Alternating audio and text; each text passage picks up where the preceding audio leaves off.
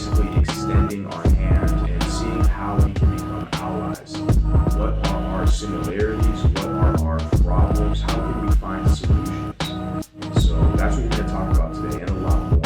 So, firstly, what's up, Beatrice?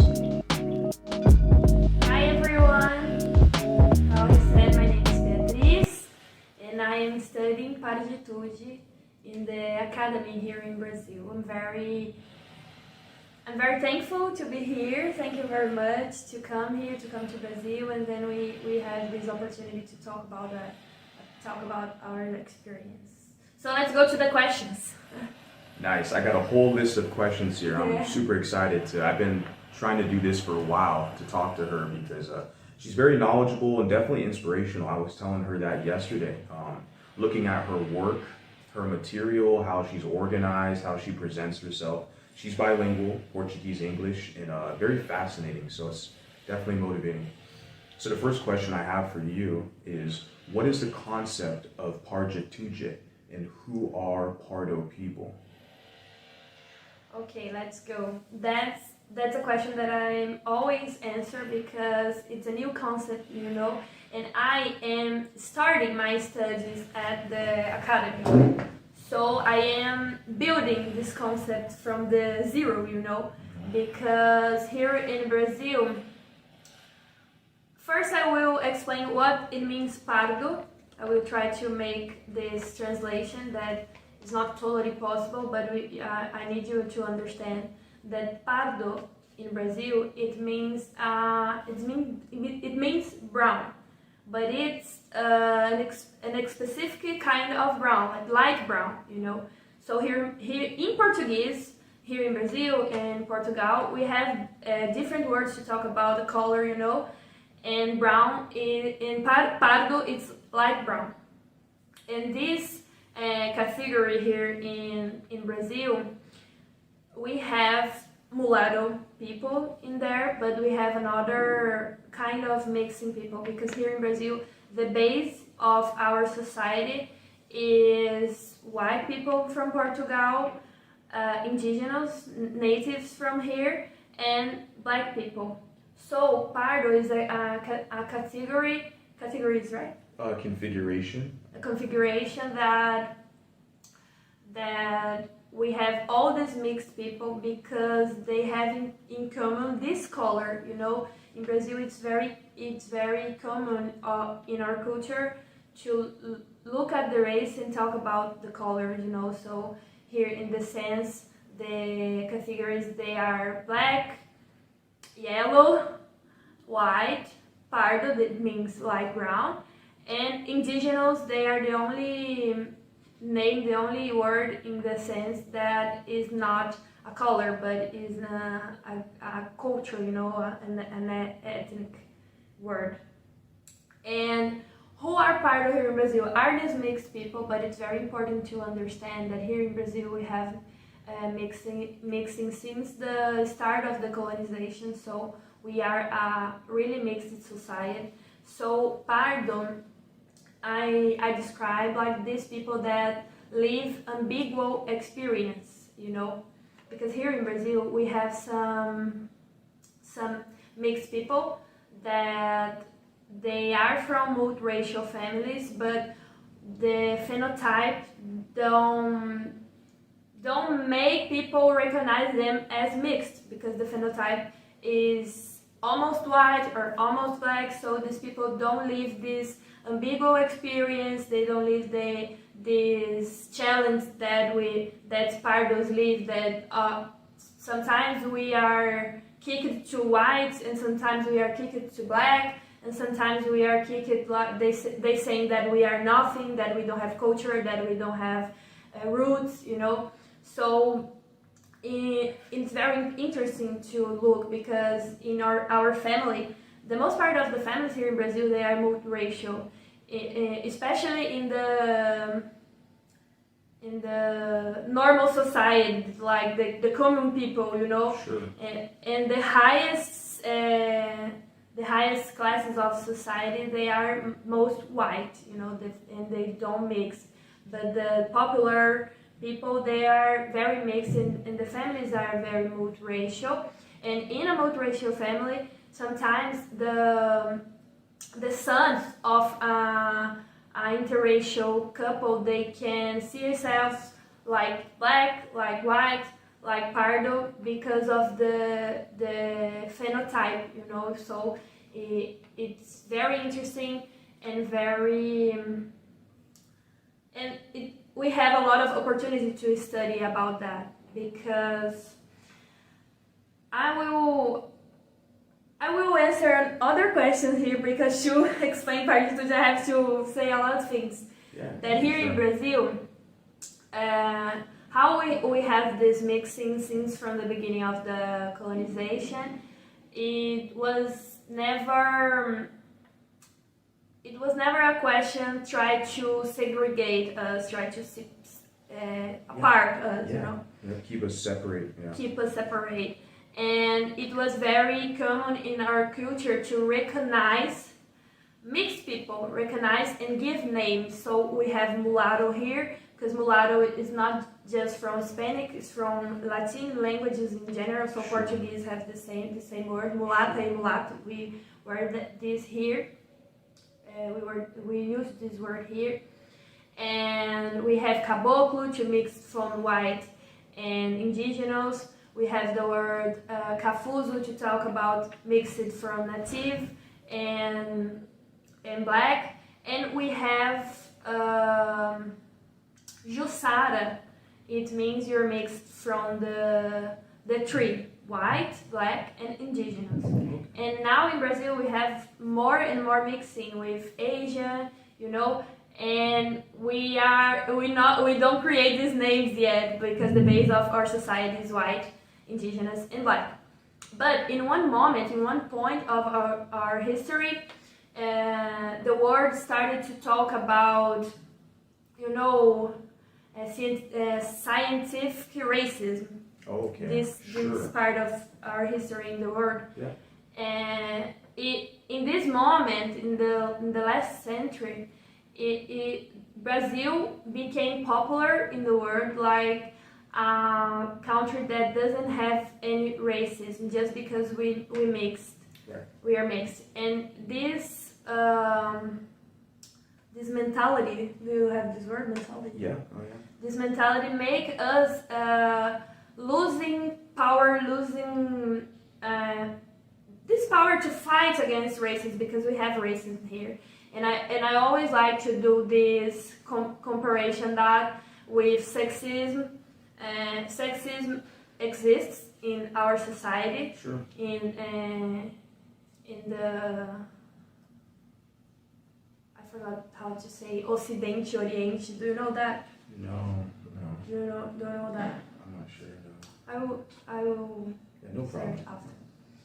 And here we have sexism in our society in America, South America, Latin America, and North America. And we have families. The most part of families, they have women and men, and they are having relationship, but the violence, the sexism, these things are happening in the family. So it doesn't mean it doesn't have any racism just because people are living together in a house, you know. The violence can be present in these contexts. So it was a lie that all the world heard about Brazil, that here we live racial democracy. Sure. That was the word that they used.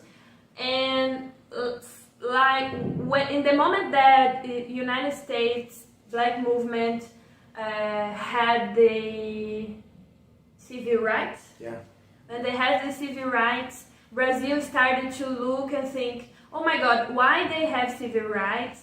And here in Brazil, we don't have a strong Black movement. We don't think about racism. We don't fight for our rights. And the Black movement in Brazil started to be very inspired from the Black movement in the United States. So, and one thing that inspired them is that mixed people was considered Black. And here in Brazil, we started to look at that and think, the black movement started to look at that and think, these guys, the black and the mix of black, they work together, they are stronger than our movement because they have the same identity. And then the black movement started to try to push in Brazil the idea that mixed from black are black too. And it's a new concept, you're saying. It's a new concept that you told me the other day. Originally, mixed people in black and in like white were like three independent kind of categories. But today now, this younger, newer generation, they are starting to use the one-drop rule and say, oh no, Pardos and mixed people are black. But it wasn't always like that, am I correct? Yes, you are, but it's not the one black rule, the one drop rule. Sure. It's not the one drop rule exactly the same, because here we look the appearance. Yeah. So it's not the ancestry, So we take parts of that and try to make it happen here in our real reality, this hypodescendance, And this wasn't popular because it was happening just in the academy, just in this place, and the most part of Brazil didn't care about political issues. Brazil, I think we have, it was something that I didn't say to you yet, but here in Brazil, we have the same mentality that our colonizers had. Every one of us, and I will explain that to you. Like in the United States, the colonizer, they want to create the new England. We talked about that yesterday. Sure. And they go with the power to fight for them, to create a great society, And here in Brazil and Latin America in general, but most in Brazil, the colonizer, they come to party hard here and explore the everything they can and go and back to their house. They just want to explore the nature, explore the woman's body, the native, and after a time African that come here, and they just destroyed everything without any responsibility, And that's why today we have a lot of problems, social problems. Sure. But now, even us, when we are trying to fight against racism, we have this mentality, no, let's just party hard, fuck that shit. Forget about it. Yeah, we don't need to think about that. Let's make a barbecue and celebrate Carnival. So we have this, I don't know how to say, it's like a disease in our mentality, that it's really difficult to make all our population look at this with seeing that it's serious, it's something serious. We have to have a responsibility here. The most part of the population just wants to party hard and don't think about that. That is the same mentality that the colonizer had when they arrived there. So it's very difficult to talk about that. And until the 2010 year, it wasn't popular. The black movements in the academy, they were trying to import hypodescendants. They were trying to say that mixed people, they were black. But we have this problem that mixed people here, they are with this name that is not just mixed from black. The mixed people are from black and from indigenous, and they are in the same group, But they started to say, no, these people, they are black, and just with this ascension of social media, it started to be popular for the teenagers, for the young people, and it was like something closer to 10 years ago only, and they started to really import all the theories of The U.S. the academia. U.S. Yes. I want to talk more about that for sure. Yeah, hypodescendant, and like you just referenced, the theories in the United States that are pushed and promulgated through academia. Okay, like the one drop rule, the social justice, type of stuff. And I'm not saying there's anything wrong with social justice. That's very, noble, but it can be perverted at times to fit other people's agendas. As we find now today, mulatto and multiracial people, we are often hoodwinked and duped and basically put in a position of being a utilitarian class of people without our own identity. They want us to identify with them, them meaning, take your pick, to serve their agendas against our own will. And they want to rob us often, of our personhood. Now, I'm not going to position this as being a victim, just stating the obvious. I mean, and we're going to go a little bit more into that, into one of my other questions about why there's stigma with the word mulatto. Okay, not only in the United States where I'm from, but here, as she could tell you, here in Brazil, they're sticking with the word mulatto. And for me, my general consensus is that they want to deny people like us and others an identity. And they understand the word mulatto, there's a history there, and they want to erase that. Let me move on to the next question I have here, which is very general as well. It's how long have you been in the Pardo consciousness?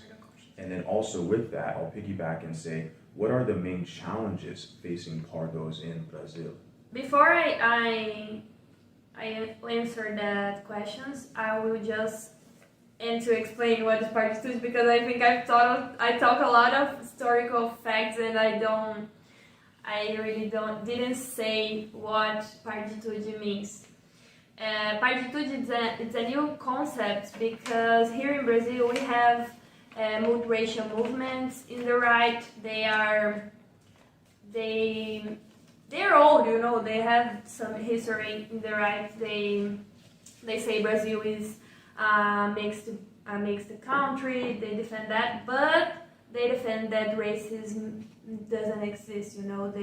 They are against the politics to give us our rights. They say that's bullshit, and they say that everyone is mixed in Brazil. They don't make this. Which is not true, right? It's not true. Yeah. They don't look at these specific situations that we live. So this is the old way to talk about multiraciality here in Brazil.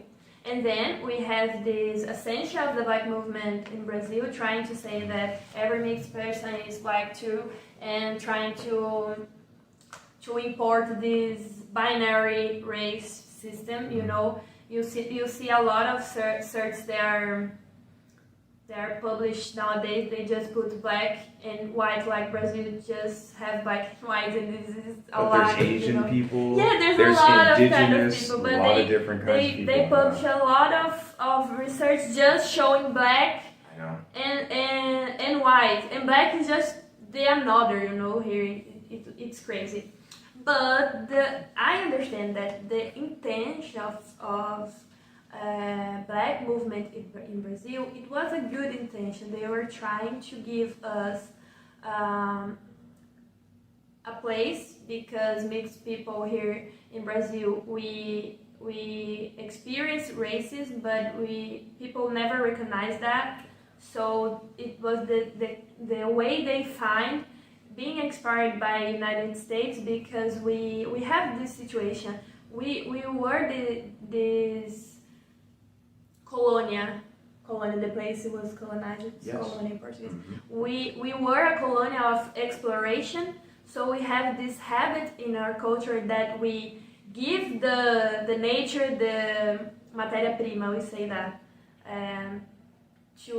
we give them our gold, we give them our sugar, we give them our resources, and they give us a way to live, theories.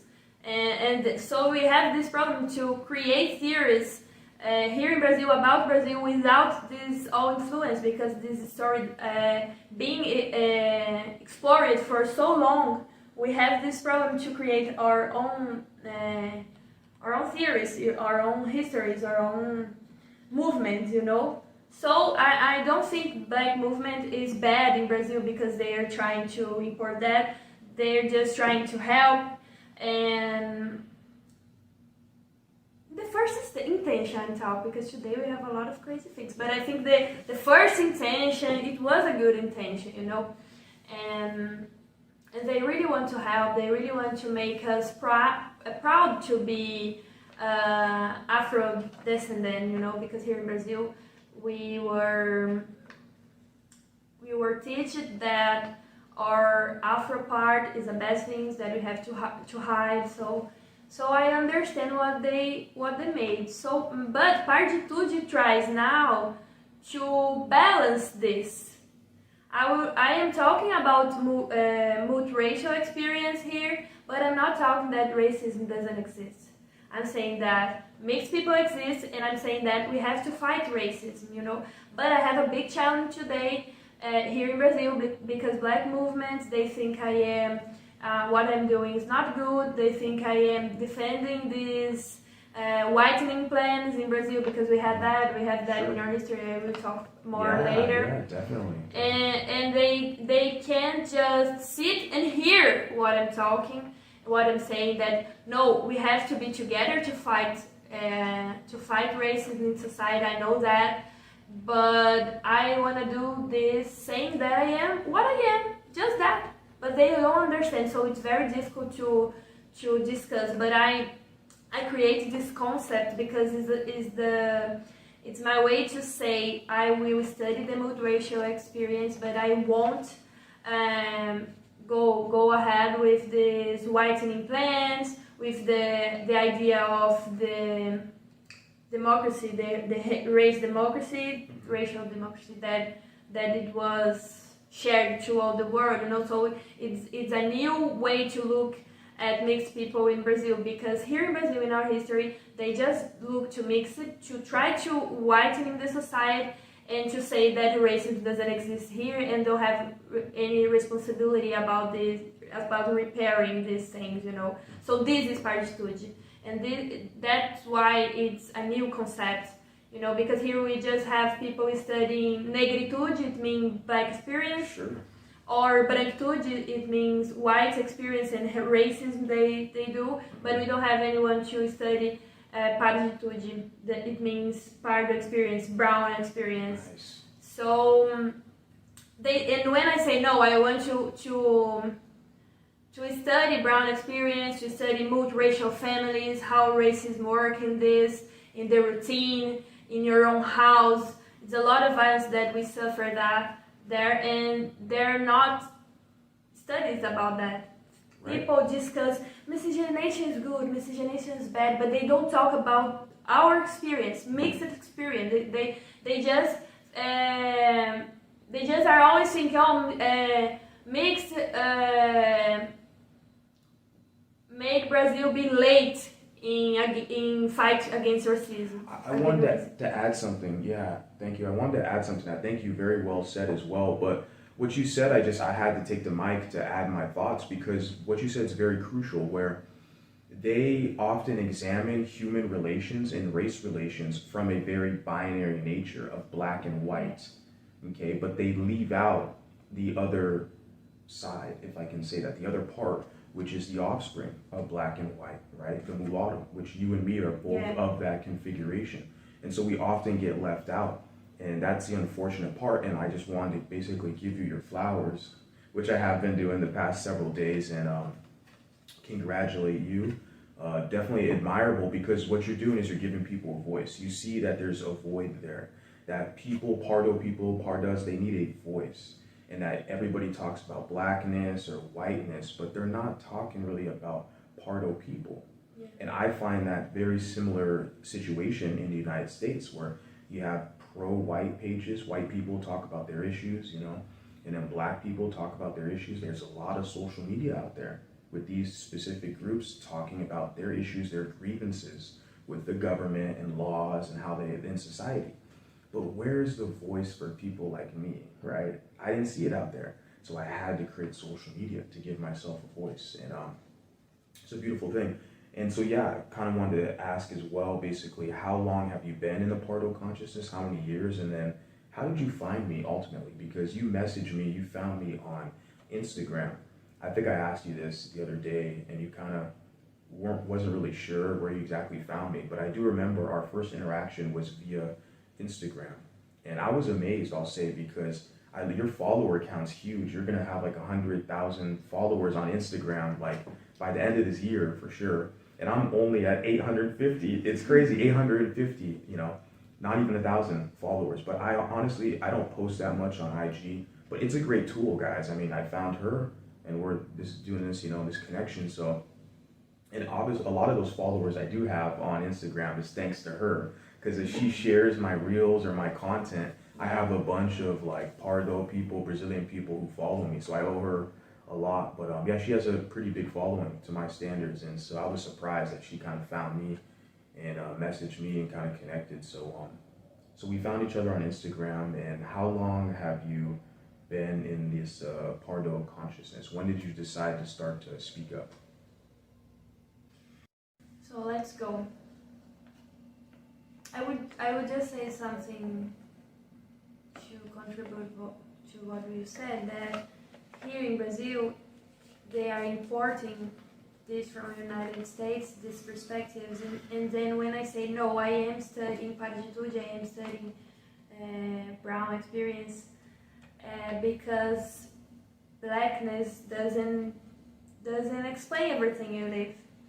They trying to silence me, saying that blackness it's already talking about me, that when they talk about black, no, we're talking, it's the same, you are a part of that, and they try to make me be quiet, So how long I've been, I started to study these racial things in general when I was 15 years old on high school. And it was the first time I saw this series that they were saying that Pardo doesn't exist and Pardo are black, and that we had to stop to talk Pardo and started to say that we were black because it was good, because it was powerful to us, and we had to do this.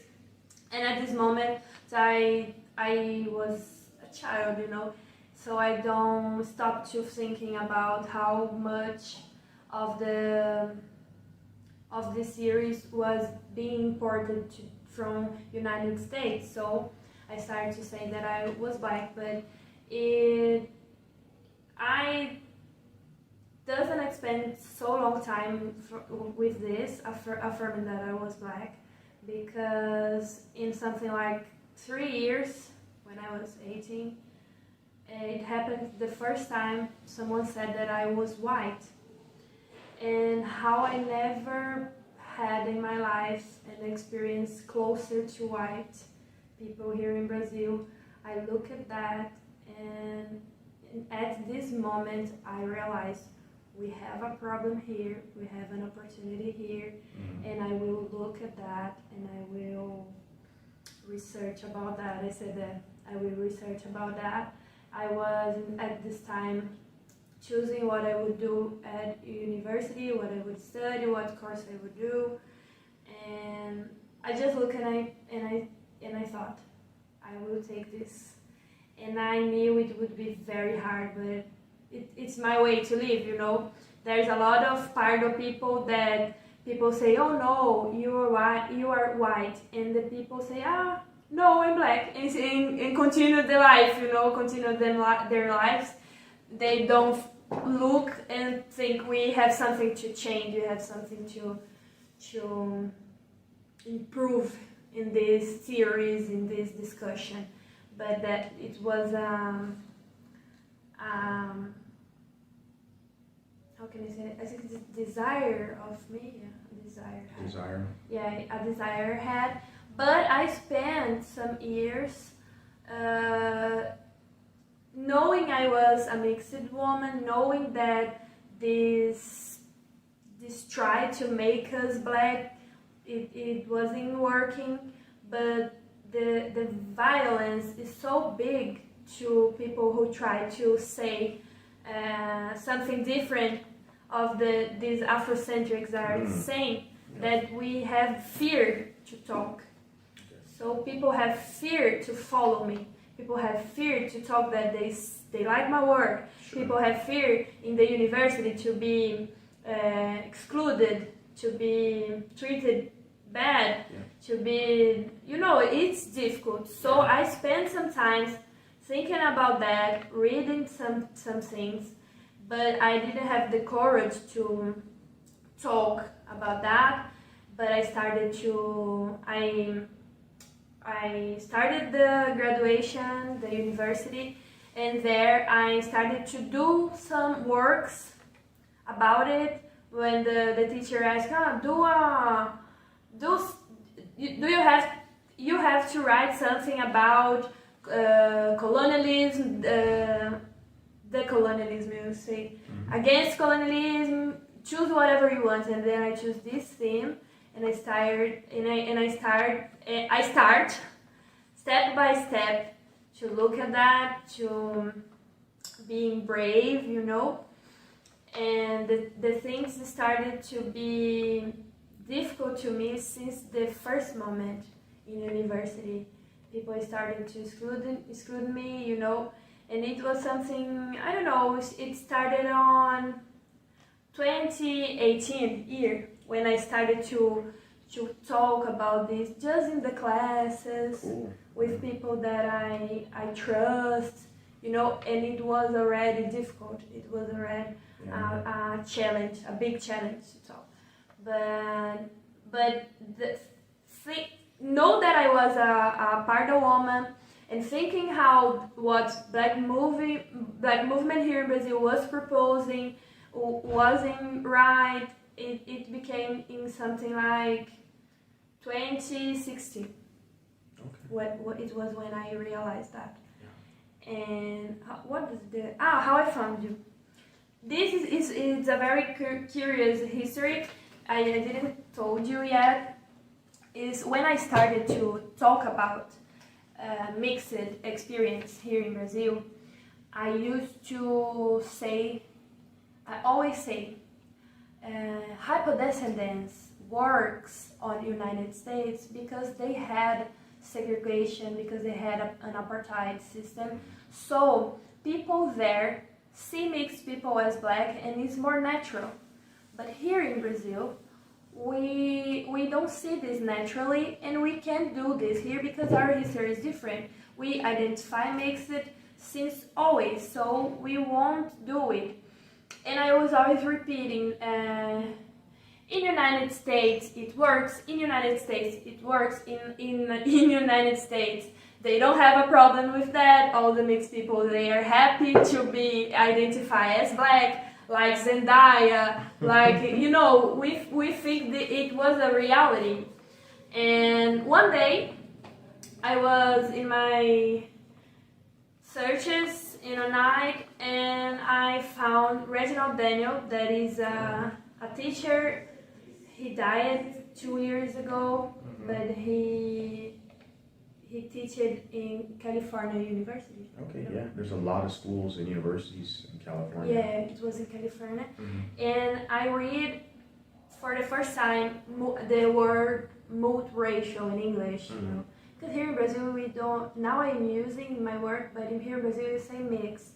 We don't say multiracial, but it's a word that makes sense. So I am bringing that is multirracial in Portuguese. Sure. And I read multiracial experience in the United States, so was like awakening, and this moment that my head opened, and I said, oh my God, no, they are not, the whole population there is not completely satisfied with this one drop rule, with this system.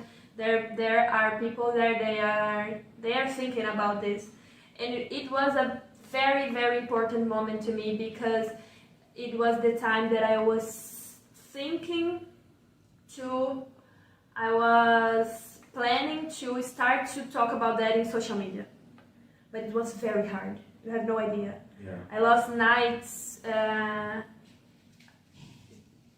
to say this in English, but in Portuguese we say lost sleep nights. You Yeah, know, when you same say in like, English. the Yeah, it same. was hard to sleep, lost nights of sleep. Yeah, Yeah. because I was thinking, oh my god, if I talk about that, oh my god. And the first time I talked, I suffered an attack of the people of my university.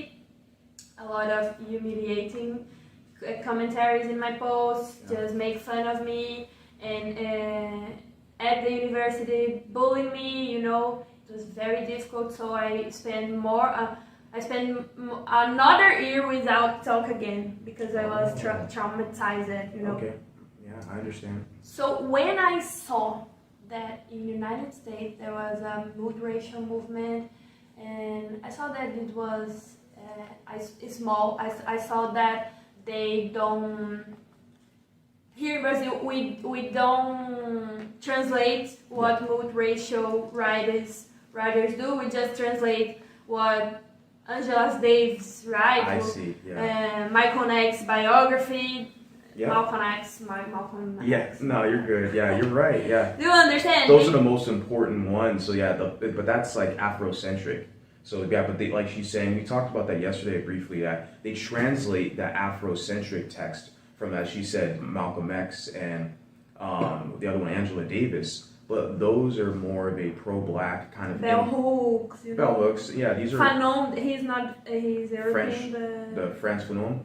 Yeah, so they translate those works into Portuguese and French and Espanol, stuff like that. But for the American multiracial consciousness, we can say, like a lot of us, our stories are, we're just English kind of dominant, especially in the United States. So my whole goal with this and this kind of networking is I'm learning some Portuguese, and I definitely want to encourage my audience to learn Portuguese, learn Espanol, so we can start to build these bridges and connections and also get our stories and messages across to other people, because then they'll realize, oh wait, we have a lot in common. Like especially me and you, what we've been talking about the past several days, we realize we have a lot in common. Yeah. Like the same type of arguments people throw at us, we get the same type of arguments that they throw at us. Like it's very interesting that there's a lot of similarities and experiences that we share.